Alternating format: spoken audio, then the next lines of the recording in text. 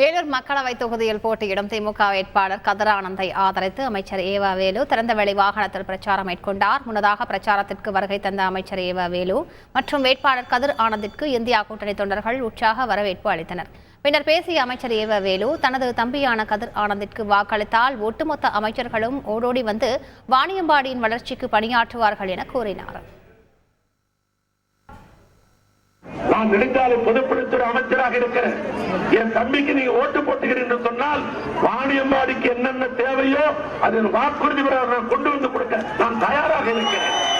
தமிழ்நாட்டில் இருக்கிற அத்தனை அமைச்சரும் தம்பி கதிரான் என்று சொல்லுகிறார் என்று சொன்னா எங்க இயக்கத்தோட பொதுச்சாக பையன் சொல்லுகிறார் என்ற அந்த உணர்வோடு அத்தனை மந்திரிகளும் செய்வார்கள். இதை விட ஒரு பெரிய அதிகமாக சொல்ல வேண்டும் என்று சொன்னார் தமிழ்நாட்டு முதலமைச்சர் என் அண்ணன் தளபதி அவர்கள் தம்பி மீது வைத்திருக்கிற பாசத்தின் காரணத்தினால் ஓடோடி வந்து உங்களுக்காக செய்வார். இத்தனையும் நாங்கள் செய்வோம். செய்திகளை உடனுக்குடன் தெரிந்து கொள்ள உடனே சப்ஸ்கிரைப் பண்ணுங்க.